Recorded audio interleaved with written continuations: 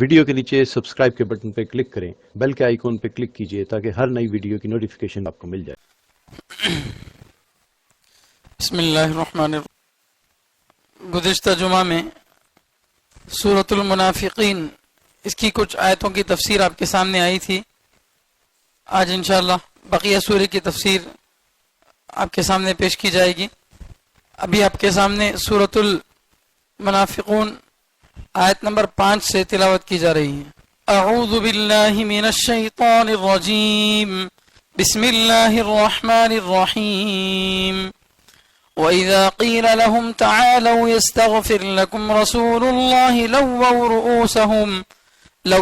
رُؤُوسَهُمْ وَرَأَيْتَهُمْ يَصُدُّونَ وَهُمْ مُسْتَكْبِرُونَ سَوَاءٌ عَلَيْهِمْ أَسْتَغْفَرْتَ لَهُمْ أَمْ لَمْ تَسْتَغْفِرْ لَهُمْ لَن يَغْفِرَ اللَّهُ لَهُمْ إِنَّ اللَّهَ لَا يَهْدِي الْقَوْمَ الْفَاسِقِينَ هم الذين يقولون لا تنفقوا على من عند رسول الله حتى ينفضوا ولله خزائن السماوات والأرض ولكن المنافقين لا يفقهون يقولون لئن رجعنا إلى المدينة ليخرجن الأعز منها الأذل ولله العزة ولرسوله وللمؤمنين ولكن المنافقين لا يعلمون يا أيها الذين آمنوا لا تلهكم أموالكم ولا أولادكم عن ذكر الله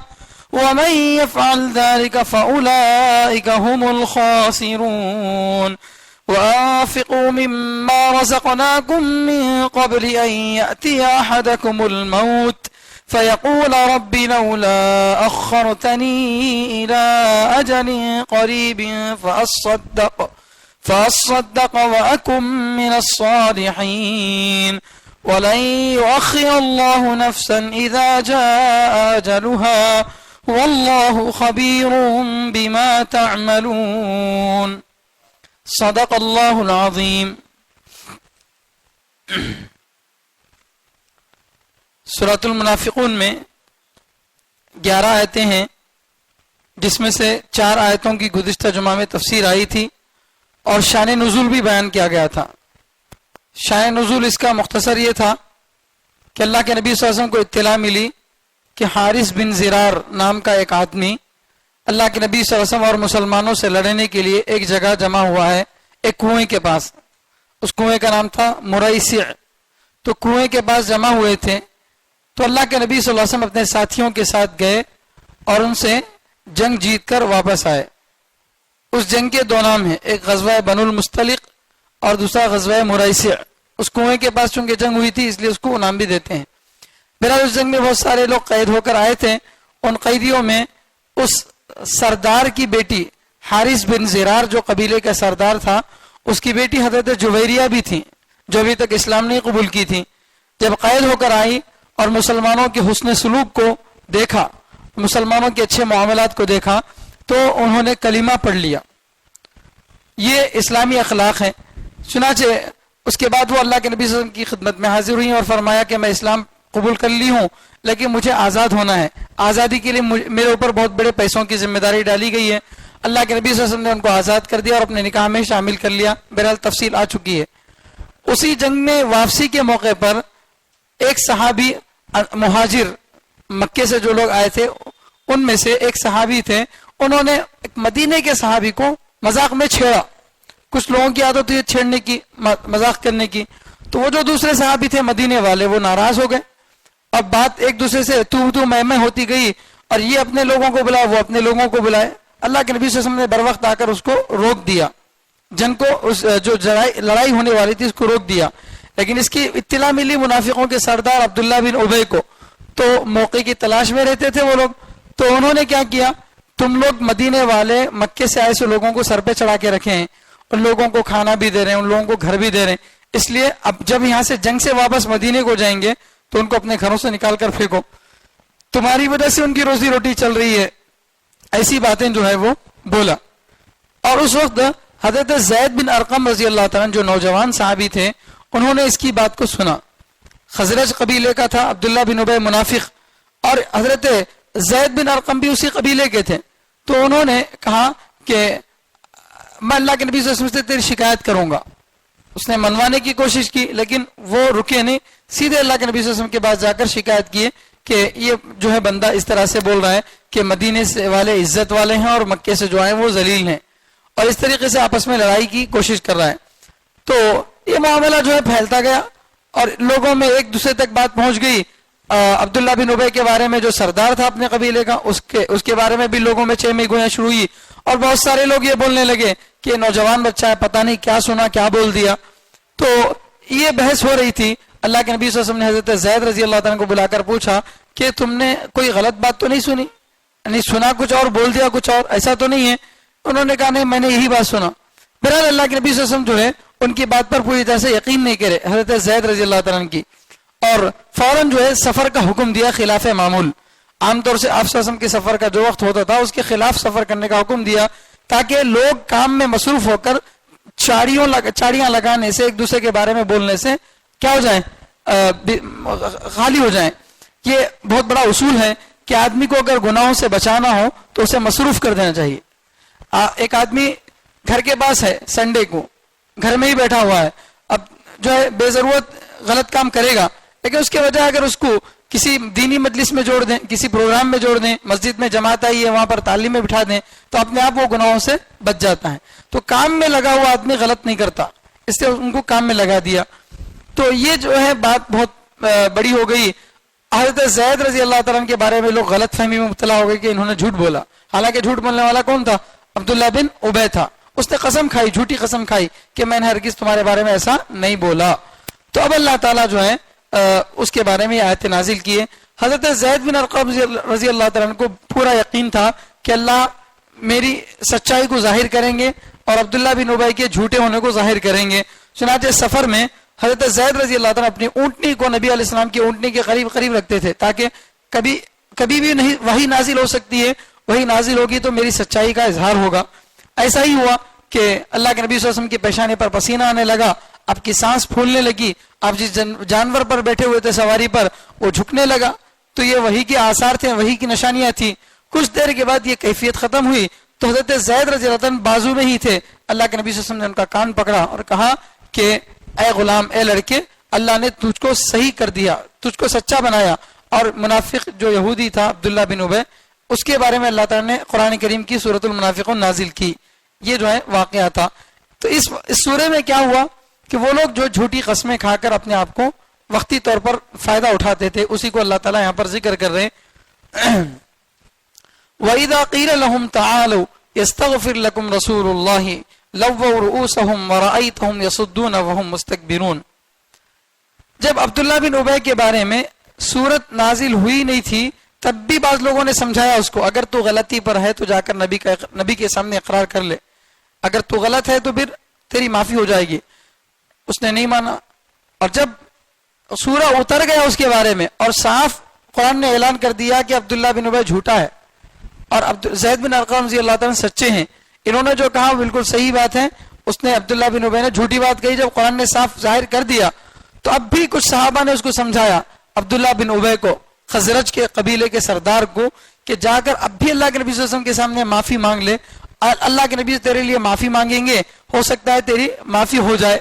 تو اس نے کہا کہ دیکھو تم لوگوں نے مجھے ایمان لانے کو کہا, میں ایمان لایا, میرے مال میں سے زکات دینے کو کہا, میں نے زکات دے دیا, اب کیا میں نبی کے لیے سجدہ کروں؟ یعنی ایسے جملے بولا کہ جس سے نبی علیہ السلام کی توہین سمجھ میں آتی ہے. میں نہیں کرنے والا. غلطی پر ہونے کے باوجود اور غلطی کا قرآن کریم اعلان کرنے کے باوجود نبی کے پاس جا کر اپنی غلطی کی معافی نہیں مانگا. یہ ہٹ دھرمی اور ضد پن تھا. آج بتائیے ایسا ضد پن اور ہٹ دھرمی ہمارے اندر ہے نہیں ہے؟ بہت مرتبہ ایسا ہمارا دل گواہی دیتا ہے کہ یہ کام غلط ہے, یہ بات غلط ہے. کوئی بتانے والا بتاتا ہے کہ بھئی یہ بات غلط ہے, کام جو غلط تم کر رہے ہو غلط ہے, لیکن پھر بھی ہٹ دھرمی سے ہم جو ہے اس کام کو کرتے ہیں اور اپنی بات ہی کو صحیح بولتے ہیں. تو یہ نفاق کی ایک نشانی ہے. تو اسی کو اللہ تعالیٰ یہاں پر ذکر کر رہے ہیں. وَإِذَا قِيلَ لَهُمْ, اور جب ان سے کہا گیا تَعَالَوْا, آؤ, يَسْتَغْفِرْ لَكُمْ رَسُولُ اللَّهِ, اللہ کے رسول تمہارے لیے مغفرت طلب کریں, اللہ کے رسول تمہارے لیے معافی طلب کریں. تو کیا کیا انہوں نے؟ लव्वौ रुऊसहुम, उन्होंने अपने सरों को फेर लिया, अपने सरों को हिलाया। जैसे कोई आदमी बहुत ज्यादा गुस्से में होता है, किसी बात का हुक्म दिए उसको जो उसकी मर्जी के खिलाफ है, हलो हलो बोलता नहीं, तो इस तरह से सिर हिलाया उन्होंने। लव्वौ रुऊसहुम, उन्होंने अपने सिरों को हिलाया। वरअयतहुम, और नबी आप उनको देखेंगे, यसुद्दून, कि वो रुकते हैं, वो रुकते हैं, वहुम मुस्तकबिरून, इस हाल में कि वो घमंड करने वाले हैं।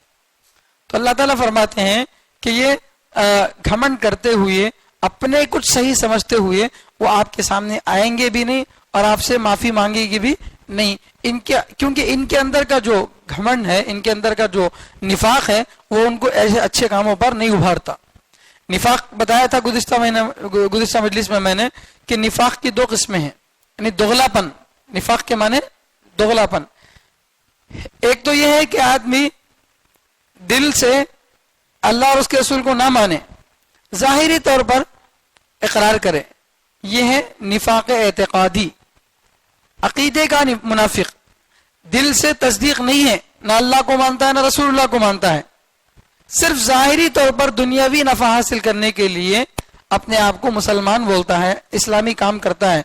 तो ये कौन सा है? मुनाफिक, मुनाफिक असली, असली मुनाफिक, अकीदे वाला मुनाफिक। और दूसरा है कि वो आदमी जो दिल से तो अल्लाह उसके रसूल को मानता है, जो है तस्दीक तो है उसके अंदर, लेकिन यकीन कामिल नहीं है, यकीन कामिल नहीं है। तो ऐसे आदमी को बोलेंगे मुनाफिक अमली, अमली एतबार से इसके अंदर निफाक है। तो ये लोग जो है निफाक एतकादी के अंदर मुब्तला थे, बहुत बड़ा जो निफाक है।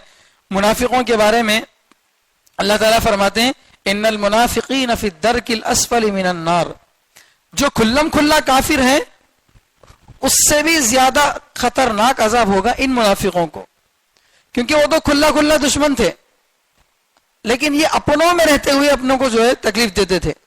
तो ये जो है आस्तीन के सांप थे, इसलिए अल्लाह ताला ने इनके बारे में फरमाया कि मुनाफिकीन जो होंगे वो जहन्नम के सबसे निचले हिस्से में होंगे। तो ये मुनाफिकों की आदत यहाँ पर बताई गई। अगर आप उनके लिए इस्तिगफार करें, अगर उनसे कहा जाए कि आपके सामने इस्तिगफार करो, तो वो तैयार नहीं होंगे, अपने सरों को हिलाएंगे, लेकिन और अपने आप को रुक जाएंगे, आपके सामने आगे बढ़ेंगे नहीं और घमंड करेंगे। ये सारी बातें अल्लाह ने उनके बारे में बताई। फिर आगे अल्लाह फरमा रहे, सवाउन अलैहिम अस्तगफरत लहुम अम लम तस्तगफिर लहुम लन यगफिरल्लाहु लहुम, बराबर है, सवाउन बराबर है, अलैहिम उन पर, अस्तगफरत लहुम, अस्तगफरत असल में है कि चाहे आप उनके लिए माफी तलब करें, अम लम तस्तगफिर लहुम, या उनके लिए माफी तलब न करें, बराबर है उन पर कि आप उनके लिए माफी तलब करें या माफी तलब न करें। लन यगफिरल्लाहु लहुम, हरगिज अल्लाह उनको माफ नहीं करेगा, हरगिज अल्लाह इनको माफ नहीं करेगा। इन्नल्लाह ला यहदिल कौमल फासिकीन, यकीनन अल्लाह ताला फासिक यानी हद से आगे बढ़ने वाली कौम को हिदायत नहीं देते। तो इस आयत में यह बताया गया कि ए नबी, अगर आप उनके लिए माफी चाहें, वो तो आपके पास आए नहीं, अगर आते भी और आप उनके लिए माफी तलब करते भी, तब भी हम उनकी माफी नहीं करते, क्योंकि उनका ईमान ही नहीं है। दिल से वो अल्लाह को भी नहीं मानते, रसूलुल्लाह को भी नहीं मानते। जब आदमी के दिल में ईमान ही नहीं होगा तो उसका जहन्नम से बचना कैसे मुमकिन है? तो इसलिए अल्लाह फरमाते हैं, अस्तगफरत लहुम अम लम तस्तगफिर लहुम, चाहे आप उनकी जाहिरी एतबार से आकर इत्तला देने को आप उनके लिए इस्तिगफार करें या ना करें, लेकिन अल्लाह तो उनको हरगिज माफ नहीं करेंगे। लेकिन चूंकि अल्लाह ताला की तरफ से दोनों ऑप्शन बताए गए थे कि चाहे आप इस्तिगफार करो या ना करो, तो अल्लाह ताला, अल्लाह के नबी सल्लल्लाहु अलैहि वसल्लम ने क्या किया? इस्तिगफार करने के ऑप्शन को चुना, इस्तिगफार करने के ऑप्शन को चुना। ये अल्लाह के नबी सल्लल्लाहु अलैहि वसल्लम के अंदर हजरत इब्राहीम अलैहिस्सलाम का मिजाज था। अल्लाह के नबी सल्लल्लाहु अलैहि वसल्लम के अंदर, नबियों के अंदर एक एक नबी का एक मिजाज था। हजरत नूह अलैहिस्सलाम का और हजरत मूसा अलैहिस्सलाम का मिजाज एक था। जब इनकी कौम ने इनको सताया तो हजरत नूह अलैहिस्सलाम ने साफ लफ्जों में बद्दुआ दे दी, रब्बी ला तज़र अलल अर्ज़ि मिनल काफिरीन दय्यारा, ऐ अल्लाह जमीन पर एक भी नाफरमान को मत छोड़, सबको खत्म कर दे। इस तरह से साफ लफ्जों में बद्दुआ दी। اور حضرت موسیٰ علیہ السلام نے بھی ان کے بارے میں اسی طرح سے الفاظ کہیں. لیکن حضرت ابراہیم علیہ السلام نے جب ان کی نافرمانی کی تو دبے الفاظ میں فرمایا فمن تبعنی فانہ منی، جو میری مان لے وہ تو میرا ہے، ومن عصانی فانک غفور الرحیم، لیکن جو میری نافرمانی کرے تو آپ معاف کرنے والے، رحم کرنے والے ہیں. اور یہی بات حضرت عیسیٰ علیہ السلام نے بھی کی کہ اللہ جو میری بات مان گئے وہ تو میرے ہیں، لیکن جو نہیں مانتے ہیں تو آپ ان کے بارے میں عزیز اور حکیم ہیں. تو حضرت ابراہیم علیہ السلام کے اندر یہ مزاج تھا، تو اللہ کے نبی صلی اللہ علیہ وسلم نے بھی اپنی امت کے لیے وہی مزاج کا اظہار فرمایا. اللہ تعالیٰ نے آپشن دیا تھا کہ چاہے تم استغفار کرو یا نہ کرو. تب اللہ کے نبی صلی اللہ علیہ وسلم نے یہ نہیں سوچا کہ بھئی کرو نہ کرو، دونوں کا حکم دیا گیا نا، چلو نہیں کریں گے، نہیں، بلکہ اللہ کے نبی صلی اللہ علیہ وسلم نے اپنے ایک امتی کے لیے باقاعدہ استغفار کیا. اور عبداللہ بن ابی جو منافقوں کا سردار تھا، اس جنگ سے واپسی کے بعد جب مدینہ منورہ تشریف لے گئے صحابہ، تو اس کے کچھ دنوں کے بعد وہ مر گیا. اس کے مرنے کے بعد اللہ کے نبی صلی اللہ علیہ وسلم نے اس کی جنازے کی نماز پڑھائی. اب اس کے بعد اللہ تعالیٰ نے صاف اعلان کر دیا کہ اب آگے سے وَلَا تَقُمْ عَلَىٰ قَبْرِهِ وَلَا تُصَلِّ عَلَىٰ أَحَدٍ مِّنْهُمْ مَاتَ أَبَدًا وَلَا تَقُمْ عَلَىٰ قَبْرِهِ. یہ اللہ تعالیٰ نے بعد میں صاف لفظوں میں فرما دیا کہ اب کوئی منافق اگر مر جائے تو ہرگز ان کے لیے نماز بھی نہ پڑھائیے اور نہ ان کی قبر کے پاس آپ کھڑے رہیے. تو تب تک آپ صلی اللہ علیہ وسلم کو اختیار تھا، تو اللہ کے نبی صلی اللہ علیہ وسلم نے اس کو اختیار فرمایا. سواء علیہم استغفرت لهم ام لم تستغفر لهم، برابر ہے کہ آپ ان کے لیے استغفار کریں یا نہ کریں. لن یغفر اللہ لهم، ہرگز اللہ تعالیٰ ان کو نہیں معاف کریں گے. کیوں؟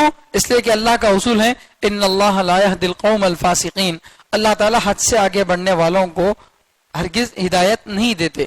یہ لوگ نافرمانی میں حد سے آگے نکل چکے تھے، اس لیے اللہ تعالیٰ ان کو ہدایت نہیں دیتے. ایک سوال میں نے اس سے پہلے بار بار کئی مرتبہ بتایا تفسیر کے درمیان میں کہ عام طور سے ایک سوال ذہن میں پیدا ہوتا ہے، ایک موٹا سا سوال ذہن میں پیدا ہوتا ہے کہ بھئی اللہ ہی تو ان کو منافق بنایا اور اللہ ہی ہمارے کو مومن بنایا اور اللہ ہی کسی کو مشرک بنایا. اللہ جو ان کو مشرک بنایا، مومن بنایا، منافق بنایا، پھر اللہ جو بول رہے میں معاف نہیں کرتا بول کے کیا مطلب ہے؟ اگر اللہ ان کو مسلمان بنا دیتے تو مسلمان بن جاتے، لیکن اللہ تعالیٰ ان کو منافق بنائے، پھر منافق بنانے کے بعد ان کو سزا بھی دے رہے ہیں، یہ کیسا ہے؟ ایسا ایک سوال آتا ہے. تو اس کا جواب ہے، دیکھیے اللہ تعالیٰ جو انسان کو پیدا کرنے کے بعد انسان کی رہنمائی کے لیے نبیوں کو وقتاً فوقتاً بھیجتے رہے، اور انسان کو اللہ تعالیٰ صحیح عقل دیا، نبیوں کو بھیجا، کتابوں کو اتارا، اور انسان کو دنیا میں مجبور نہیں بنایا کہ تم یہی کر سکتے ہو یا نہیں کر سکتے ہو، ایسا نہیں بنایا.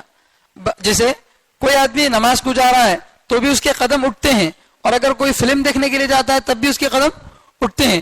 دنیا میں ظاہری اعتبار سے اچھے اور برے کے اندر سب میں لوگوں کو اللہ تعالیٰ نے آزاد رکھا اور فرمایا کہ اس کو اختیار کرو گے تو جنت میں جاؤ گے، اس کام کو اختیار کرو گے تو جہنم میں جاؤ گے. اللہ تعالیٰ نے جو ہے صاف بتا دیا کیا صحیح ہے کیا غلط ہے، بتا دیا.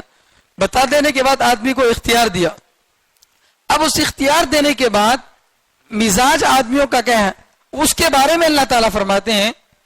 جیسے ایک ماں اپنے بچے کے بارے میں کہتی ہے یہ بچہ شریر ہے، یہ بچہ شریف ہے، تو ماں کے بولنے سے وہ شریف نہیں بنا بلکہ وہ شریف ہے بول کے ماں بول رہی.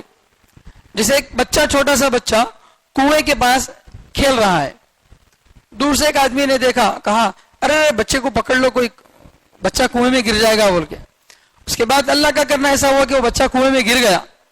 اب لوگ آ کے اس کو پکڑ لیے کہ تیرے بولنے کی وجہ سے کنویں میں گرا بول کے. تو صحیح ہے؟ نہیں ہے. کنویں میں گرتا بول کے انہیں بولا، اس کے بولنے کی وجہ سے کنویں میں نہیں گرا. کنویں میں گرتا بول کے بولا لیکن اس کے بولنے کی وجہ سے کنویں میں نہیں گرا. فرق ہے نہیں ہے. اللہ تعالیٰ بولتے ہیں کہ ان کا جو مزاج ہے ہم نے صحیح اور غلط کو سامنے رکھ دیا. ان کو پکا یقین ہے کہ یہی نبی ہے. اللہ کے نبی ہی کیا ہے؟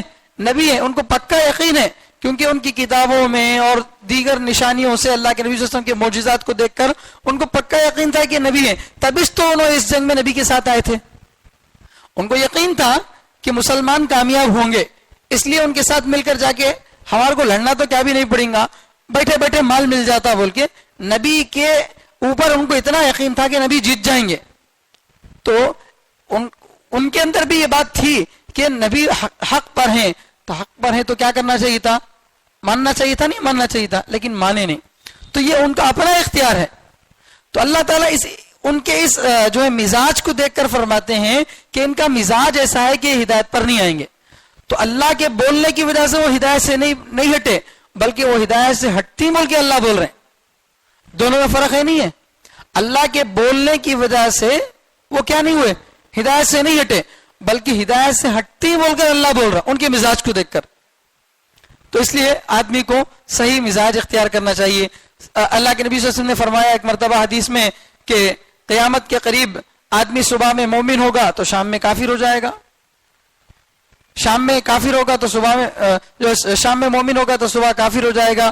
اور اسی طریقے سے اللہ کے نبی صلی اللہ علیہ وسلم نے فرمایا کہ جنت میں جانے والے طے ہیں, جہنم میں جانے والے بھی طے ہیں.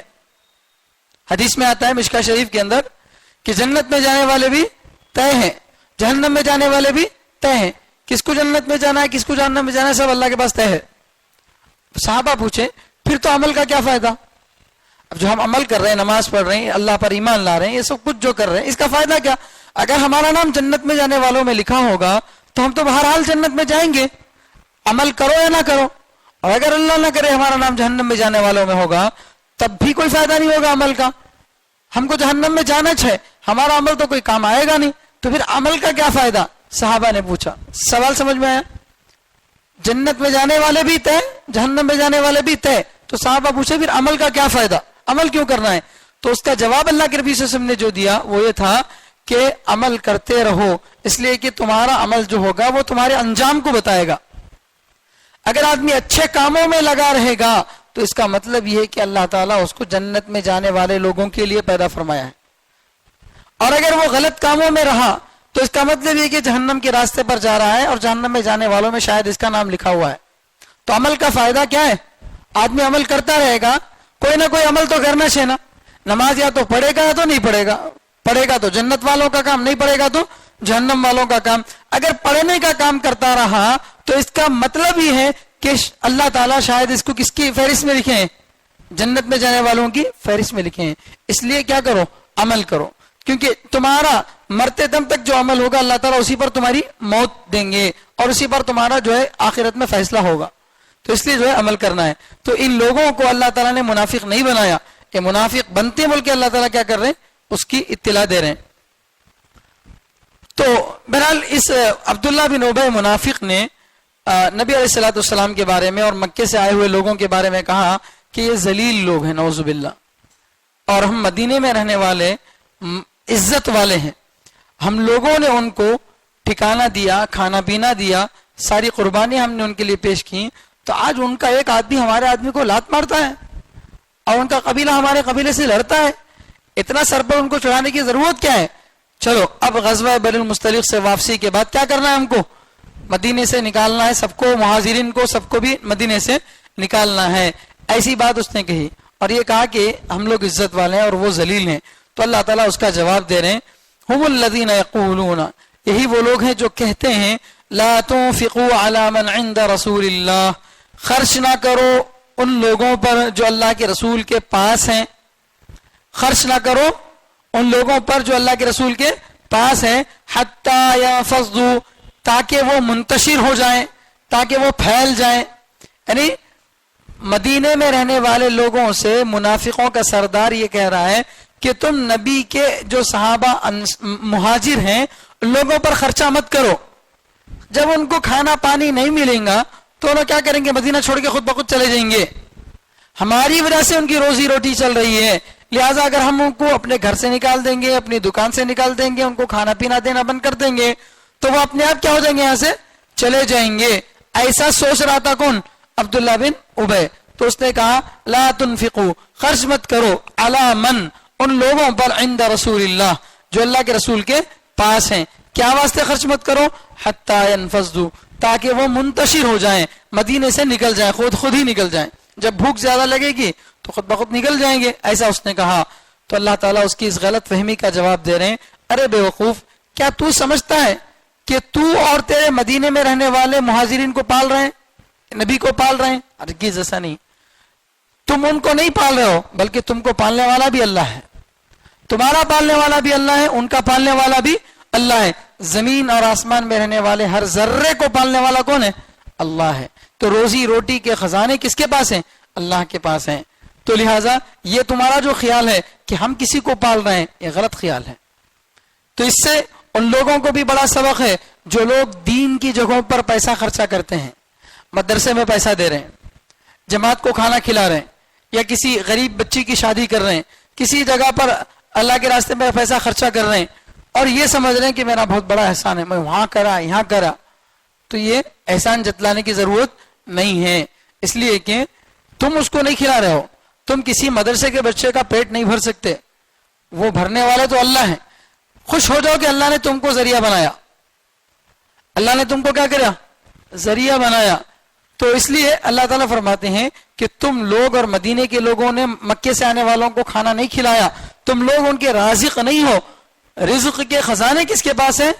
اللہ کے پاس ہیں. اسی کو اللہ تعالیٰ فرماتے ہیں وَلِلَّهِ خَزَائِنُ السَّمَاوَاتِ وَالْأَرْضِ, اللہ ہی کے لیے ہیں آسمانوں اور زمین کے خزانے. اللہ ہی کے لیے آسمانوں اور زمین کے خزانے. وَلَكِنَّ الْمُنَافِقِينَ لَا يَفْقَهُونَ, لیکن منافق نہیں سمجھتے, لیکن منافق لوگ نہیں سمجھتے ہیں. تو اللہ یہ فرماتے ہیں کہ کوئی آدمی اپنے بارے میں یہ گمان کرے کہ میں فلاں آدمی کا رازق ہوں, میری وجہ سے اس کا گھر چلتا ہے, تو یہ بے وقوفی ہے, ناعقلی ہے. کوئی کسی کا رازق نہیں ہے, کوئی کسی کی روزی روٹی چلانے والا نہیں ہے. آج دھمکی دی جاتی ہے نا کام کرنے والے کو, نکال دوں گا, یہ کر دوں گا, وہ کر دوں گا. تو یا امام کو دھمکی دی جاتی ہے مسجد سے, ہم یہ نہیں کر دیں گے, وہ کر دیں گے, اور سمجھتے ہیں کہ ہم ان کی روزی روٹی کو چھین لیے. تو کسی کی روزی روٹی کو کوئی چھین نہیں سکتا, صرف اللہ تعالیٰ ہی سب کو روزی دینے والے ہیں. اسی کو اللہ تعالیٰ فرماتے ہیں کہ یہ منافقین جو سمجھ رہے تھے یہ بے وقوفی کی بات ہے, ان کے اندر عقل نہیں تھی, اسی لیے اللہ فرماتے ہیں وَلَكِنَّ الْمُنَافِقِينَ لَا يَفْقَهُونَ, لیکن منافق لوگ سمجھتے نہیں ہیں کیونکہ ان کے اندر سمجھ نہیں ہے, ان کے اندر سمجھ نہیں ہے. ناسمجھی والی بات ہے اپنے آپ کو رازق سمجھنا. يَقُولُونَ لَئِن رَجَعْنَا إِلَى الْمَدِينَةِ لَيُخْرِجَنَّ الْأَعَزُّ مِنْهَا الْأَذَلُّ. يَقُولُونَ, یہ کہتے ہیں.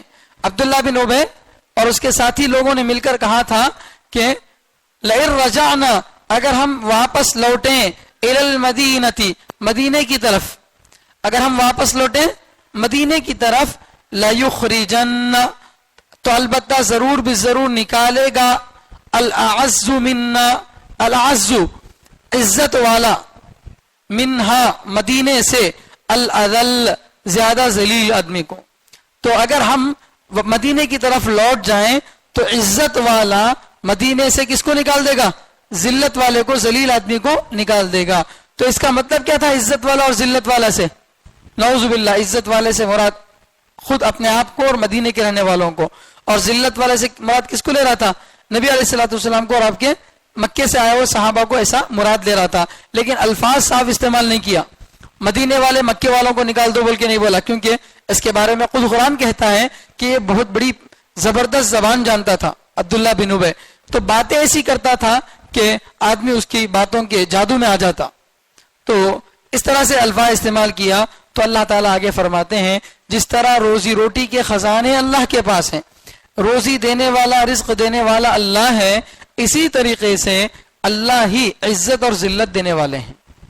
وَلِلَّهِ الْعِزَّةُ, اللہ ہی کے لیے عزت ہے, وَلِرَسُولِهِ, اور اس کے رسول کے لیے, وَلِلْمُؤْمِنِينَ, اور ایمان والوں کے لیے, اور ایمان والوں کے لیے ہے.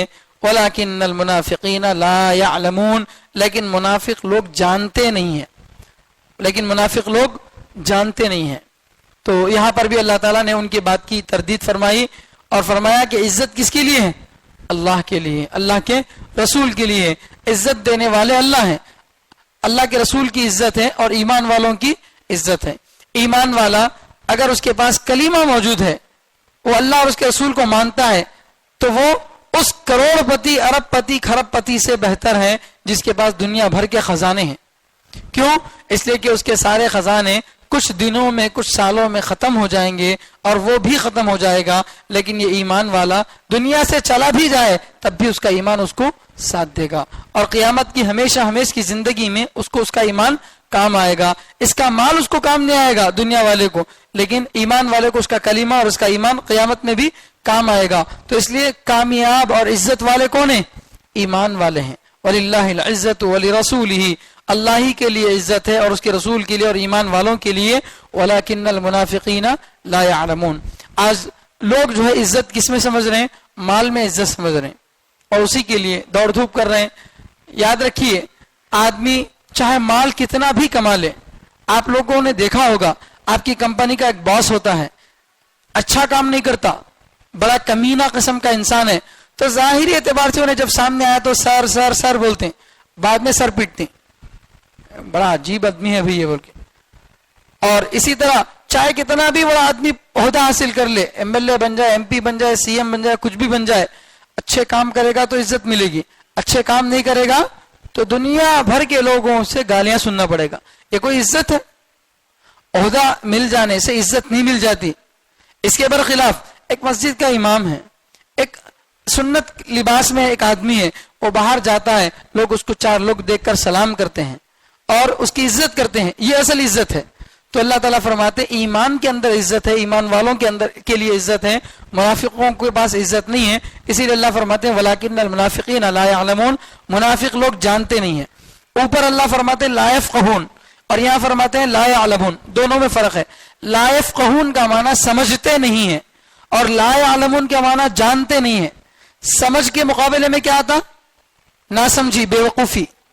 تو اپنے آپ کو رازق سمجھنا، یہ سمجھنا کہ میں کمپنی چلا رہا ہوں تو 10 لوگوں کا 20 لوگوں کا میں رازق ہوں، میں ان کو روزی روٹی دیتا ہوں، یہ سمجھنا بے وقوفی ہے۔ کیوں؟ اس لیے کہ اگر وہ آج کاش کام بند کر دیں گے تو کمپنی کون چلائے گا؟ آج جو ٹاٹا برلا جو بڑے بڑے لوگ بنے بیٹھے ہیں اپنی جگہ پر، ان کے ہاتھ کے نیچے لاکھوں لوگ کام کر رہے ہیں، تب جا کر ان کو فائدہ ہو رہا۔ اگر آج ہی لوگ کام کرنا چھوڑ دیں تو کیا ایک اکیلا آدمی پوری کمپنی چلا سکتا ہے؟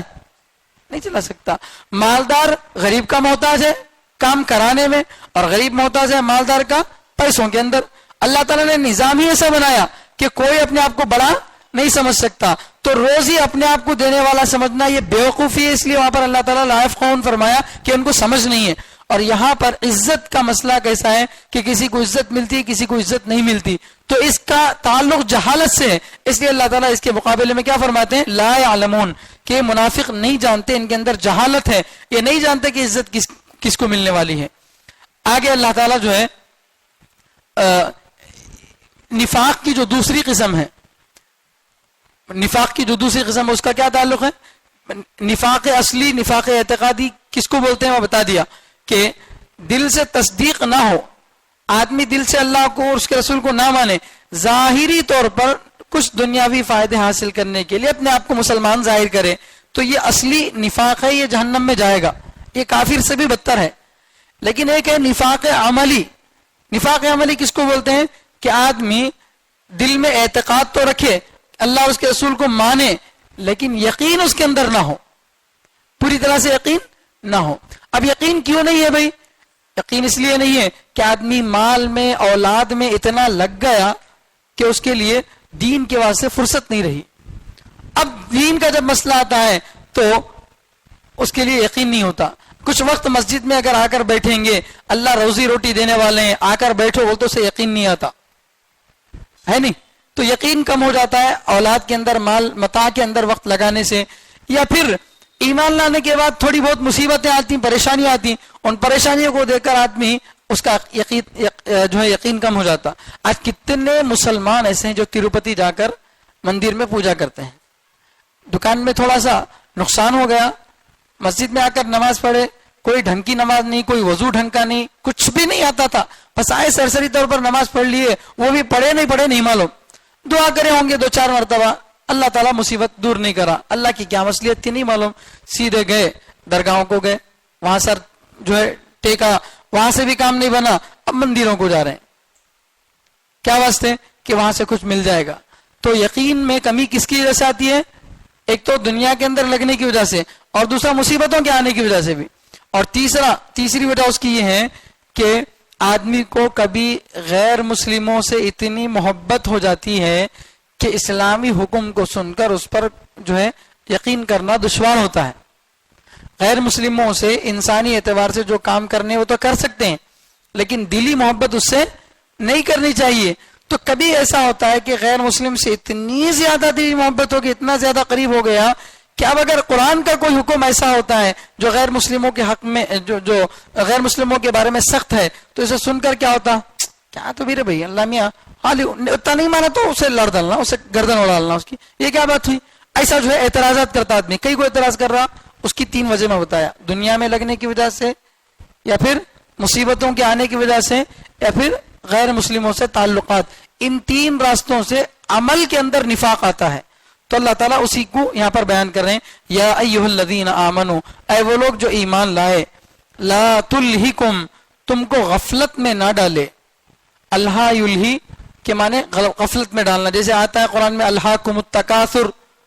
تو لا تلہکم، غفلت میں تم کو نہ ڈالے، اموالکم، تمہارے مال، ولا اولادکم، اور نہ تمہاری اولاد، عن ذکر اللہ، اللہ کے ذکر سے. ایمان والو، تم کو غفلت میں نہ ڈالے تمہارے مال اور تمہاری اولاد، کس سے؟ اللہ کے ذکر سے. دیکھیے میں نے بار بار یہ بات بتایا ہے کہ قرآن کریم جو ہے ایک سمندر ہے. اس میں جملہ ایک ہوتا ہے مگر اس کی تفسیر بہت بڑی ہوتی ہے. اللہ کے نبی صلی اللہ علیہ وسلم کا بھی یہی حال تھا. اللہ کے نبی صلی اللہ علیہ وسلم نے ایسی حدیثیں پیش کی ہیں کہ حدیث میں لفظ 2 ہوتے ہیں لیکن اس کے پیچھے ایک بہت بڑا جو ہے معنی چھپا ہوا ہوتا ہے. تو یہاں پر اللہ تعالیٰ فرما رہے: اے ایمان والو، تم کو غفلت میں نہ ڈالے تمہارے مال اور تمہاری اولاد. تب یہاں دکان کا ذکر نہیں ہے، یہاں جاب کا ذکر نہیں ہے، یہاں بہت ساری چیزوں کا ذکر نہیں ہے. تو لیکن اللہ تعالیٰ نے کیا کہا؟ مال اور اولاد کہا. لیکن مال اور اولاد سے مراد کیا؟ دنیا. مال اور اولاد سے مراد کیا ہے؟ دنیا. کیونکہ آدمی زیادہ تر دنیا میں انہی چیزوں سے محبت کرتا ہے، زیادہ تر دنیا میں انہی چیزوں سے محبت کرتا ہے. مال سے بڑی محبت ہوتی ہے، چمڑی جائے دمڑی نہ جائے. تو یہ آدمی کا اصول ہوتا ہے. کتنا بھی بڑا مالدار ہوں گے، کروڑوں پتی ہوں گا، ایک مدرسے والا، ایک مسجد والا آ کر بول رہا بھائی 1000 روپے دو، تو 100 مرتبہ سوچتا. حالانکہ کروڑوں روپے میں سے 1000 روپے دینے سے کیا ہو جائے گا، لیکن نہیں دیتا. تو یہ ہے، مال سے آدمی کو بڑی محبت ہوتی ہے. اس لیے اللہ تعالیٰ دنیا بولنے کے بجائے دنیا میں جو ہائی لائٹ چیزیں ہیں جس سے آدمی غفلت میں پڑتا ہے اس کو بتایا کہ مال. اب مال سے کیا ہوا؟ مال کمانے کے لیے دکان بھی آ گئی، مال کمانے کے لیے بزنس بھی آ گیا، اور جو ہے آفس ورک بھی آ گیا، یہ سب چیزیں آ گئی. اس لیے کہ ان سب کاموں کا مقصد کیا ہے؟ مال حاصل کرنا. تو مال. دوسرا اولاد. رشتہ داروں میں سب سے زیادہ قریب آدمی کو کون ہوتے ہیں؟ اولاد. بعض مرتبہ آدمی کو بیوی سے اتنی محبت نہیں ہوتی. کس سے محبت ہوتی ہے؟ اولاد سے. بیوی سے تو صبح شام لڑ رہا، لیکن بچوں سے محبت کر رہا ہے. تو اللہ تعالیٰ فرماتے ہیں کہ یہ 2 چیزیں تمہارے لیے دنیا میں سب سے زیادہ محبوب ہیں. تو یہ چیزیں خاص طور پر، ورنہ مراد تو ساری دنیا ہے. دنیا کی چیزیں یہ کیا نہ کر دیں؟ اللہ کے ذکر سے تم کو غافل نہ کر دیں. اللہ کے ذکر سے مراد کیا؟ سبحان اللہ الحمدللہ پڑھنا یہ مطلب ہے؟ نہیں. اللہ کے ذکر سے مراد پورا دین ہے. عبادت بھی اس میں آ گیا، معاملات بھی آ گئے، اور نمازیں پڑھنا، روزے رکھنا، حج کرنا، یہ ساری چیزیں اس میں آ گئیں. کیونکہ یہ سب کیا؟ اللہ کا ذکر ہے. یہ سب کیا؟ اللہ کا ذکر ہے. تو 6 نمبر کے اندر جو ہم علم و ذکر سنتے ہیں تو ذکر بولتے سب سے پہلے ہمارا ذہن آتا سبحان اللہ الحمدللہ ولا الہ الا اللہ اکبر، یہ پڑھنا، تیسرا کلمہ پڑھنا، استغفار پڑھنا، درود شریف پڑھنا. یہ سرسری مطلب ہے ذکر کا، یہ سرسری مطلب ہے. صرف انہی الفاظ کو دوہرا دینا اصل ذکر نہیں ہے. اصل ذکر تو سارے دین کا مجمع ہے. اور میں نے اس سے پہلے ہی بتایا تھا، اللہ کو یاد رکھنا یہ ہے اصل اللہ کا ذکر. آدمی جس لائن میں لگا ہوا ہو اس لائن میں اللہ کو یاد رکھنا. آپ مسجد کے اندر، مدرسے کے اندر، آفس کے اندر آپ ملازم ہیں، تو آپ کو جو وقت دیا گیا خدمت کرنے کے لیے، کیا اس وقت پر صحیح آپ جا رہے ہیں یا نہیں جا رہے ہیں؟ اور جانے کے بعد کیا وہاں صحیح ڈھنگ سے کام کر رہے ہیں یا نہیں کر رہے ہیں؟ کوئی آپ کو دیکھ نہیں رہا، کوئی آپ کو پوچھنے والا نہیں ہے، لیکن اللہ تو دیکھ رہا ہے. تو اللہ کو یاد رکھ کر اپنے کام کی ذمہ داری ادا کرنا، یہ ہے اللہ کا ذکر. تو اس طریقے سے ذکر اللہ سے مراد پورا دین ہے. اور اموال اور اولاد یعنی مال اور اولاد اس سے مراد کیا پوری دنیا ہے. تو اللہ فرماتے اے ایمان والو جس طرح منافقوں نے دنیا حاصل کرنے کے لیے اپنے اور اپنے بیوی بچوں کو محفوظ رکھنے کے لیے نفاق کو اختیار کیا اور اللہ سے اور دور ہو گئے، اس طریقے سے تمہارا حال نہیں ہونا چاہیے. ان لوگوں نے تو دنیا کو ترجیح دی، مال اور اولاد کو بچانے کے لیے اللہ اور اس کے رسول کے ساتھ دھوکے کا معاملہ کیا، لیکن تم کو ایسا نہیں کرنا چاہیے. لا تلہکم اموالکم ولا اولادکم عن ذکر اللہ، اللہ کے ذکر سے تمہارے مال اور تمہاری اولاد تم کو غفلت میں نہ ڈالے. کیوں؟ اس لیے کہ ومن یفعل ذلک، جو کوئی ایسا کرے گا، جو کوئی ایسا کرے گا، غفلت اختیار کرے گا، فاولئک هم الخاسرون، تو یہی گھاٹے والے ہیں، نقصان والے ہیں. تو دنیا کما لیے لیکن اللہ کا ذکر نہیں رہا تو چاہے کروڑوں روپے کما لو آپ، جیسے یہ سانس نکل جائے گی تو ساری دنیا ختم ہو جائے گی. ایک یہ جہاں ایک وہ جہاں، ان دو جہاں کے درمیان ایک سانس کا ہے فاصلہ بس درمیان، جو چل رہی تو یہ جہاں، جو رک گئی تو وہ جہاں.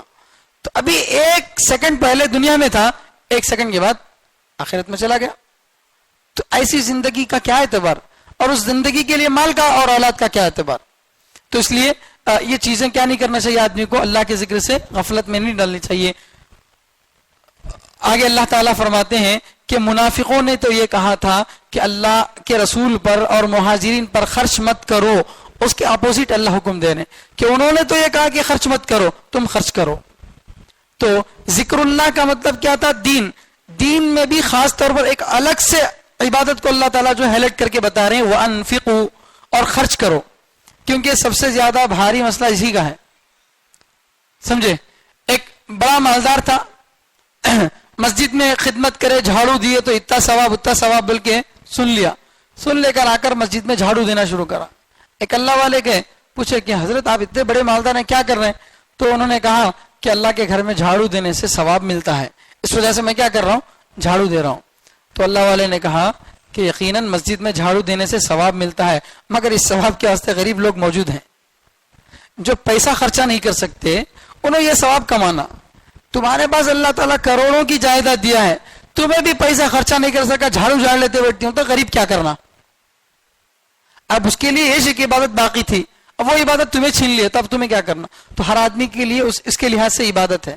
تو اس لیے اللہ تعالیٰ فرماتے ہیں عبادتوں میں بھی خاص طور پر وَأَنفِقُوا، خرچ کرو تم، مما رزقناکم، اس مال میں سے جو ہم نے تم کو دیا. اللہ اکبر، تم نے کمایا نہیں. وَأَنفِقُوا مما کسبتم، اس مال میں سے خرچ کرو جس کو تم نے کمایا، یہ نہیں کہا اللہ تعالیٰ. وَأَنفِقُوا مما رزقناکم، اس مال میں سے خرچ کرو جو ہم نے تم کو دیا ہے. تم اسٹور والوں کے جیسے ہو، گورنمنٹ کی طرف سے چاول کے تھیلے آتے ہیں، تمہاری دکان بھر جاتی ہے، اس لیے نہیں کہ تم سارا مال اپنے پاس رکھ لو، بلکہ لوگ آئیں گے تو جو جتنا مستحق ہوگا اس کو اتنا دینا ہے. تو جس طرح اسٹور والا ہے اسی طرح کی مثال کس کی ہے؟ مالدار کی مثال ہے. تم کو اللہ نے بنایا اس لیے تاکہ تم غریبوں پر خرچ کرو، اور یہ مال دیا ہوا بھی کس کا ہے؟ اللہ کا ہے. جیسے باپ اپنے چھوٹے بچے کو بسکٹ کی پیکٹ دلاتا ہے، بسکٹ کی پیکٹ، بیٹا ایک بسکٹ دو بیٹا بول کے پوچھتا، تو بچی کیا سمجھتے ہیں؟ ہاں میں نہیں دیتی. تو حالانکہ بسکٹ کی پوری پیکٹ کون دلایا ہے؟ واپس دلایا. محبت سے کیا کرا؟ بیٹا ایک بسکٹ دو بیٹا بول کے، تاکہ دیکھے کہ بچی کے اندر میرے لیے کتنی محبت ہے بول کے. تو جب وہ بچی ایک بسکٹ، باپ خوش ہو گیا، واہ میری بچی مجھے دی، حالانکہ بسکٹ دیا سو بھی کون؟ باپچ. تو اسی طریقے سے سب کچھ اللہ دیا، دینے کے بعد اس میں بیٹے میرے واسطے زکات دے دو.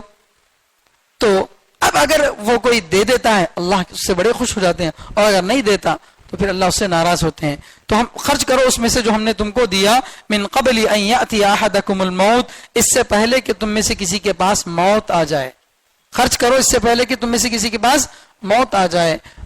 صحت مندی کے زمانے میں جب آدمی بالکل ہوش و حواس میں ہے، اور جس وقت آدمی کو یہ ڈر ہو کہ اگر میں خرچ کر دوں گا تو آئندہ میرے پاس پیسہ رہتا کہ نہیں رہتا کہ، ایسے وقت میں خرچ کرنے کی فضیلت زیادہ ہے.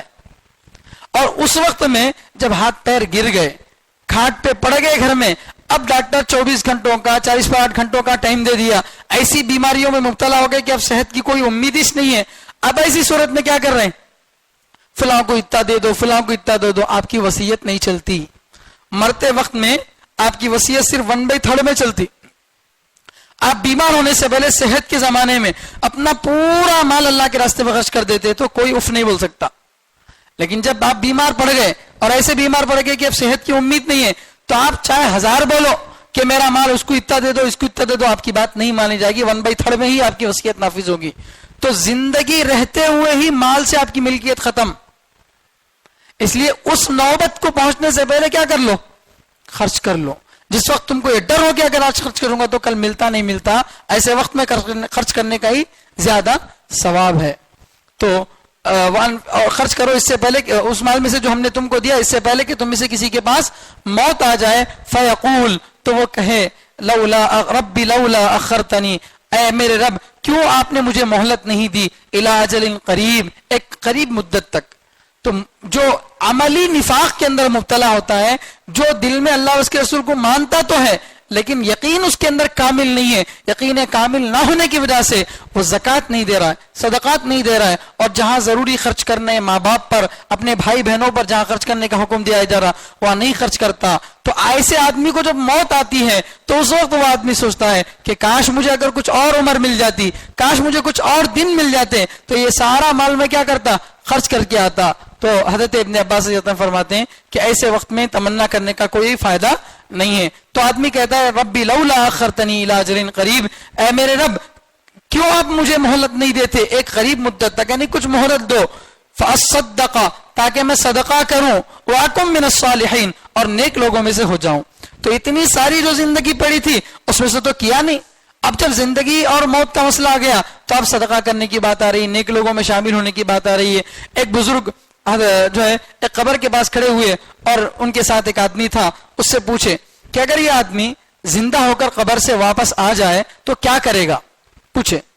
تو وہ آدمی جو بازو میں کھڑا تھا اللہ والوں کے, کہا کہ اگر باہر آ جائے قبر سے تو نماز پڑھے گا, روزے رکھے گا, دین کے کام کرے گا, بالکل نیک ہو جائے گا. تو انہوں نے فرمایا کہ اب تو تمہارے پاس زندگی ہے نا, اب تمہارے پاس کیا ہے, زندگی ہے. اسے دوبارہ زندگی ملتی نہیں ملتی معلوم نہیں, لیکن تمہارے پاس ابھی فی الحال کیا ہے, زندگی ہے. یہ مر کر واپس آئے تو جو کام کرتا بول کو تمہیں بول رہے ہیں, تمہیں زندہ رہتے وہ کام کر لو تو تمہاری قبر آسان ہو جائے گی. وَلَن يُؤَخِّرَ اللَّهُ نَفْسًا إِذَا جَاءَ أَجَلُهَا, اللہ فرماتے ہیں اللہ تعالیٰ ہرگز کسی آدمی کی موت کو مؤخر نہیں کرتے, کسی آدمی کو ہرگز مہلت نہیں دیتے جب اس کی موت آ جائے. واللہ خبیر بما تعملون, اور اللہ تعالیٰ باخبر ہے ان کاموں سے جو تم کرتے ہو. تو اس سورہ کا جو خلاصہ انشاءاللہ مختصر انداز میں آئندہ بیان کیا جائے گا. اللہ تعالیٰ سے دعا ہے کہ اللہ تعالیٰ ہم سب کو موت سے پہلے صحیح معنی میں دیندار بنائے اور اللہ کے راستے میں خوب خرچ کرنے کی توفیق عطا فرمائے, اور ہر قسم کے نفاق سے اللہ تعالیٰ ہماری حفاظت فرمائے.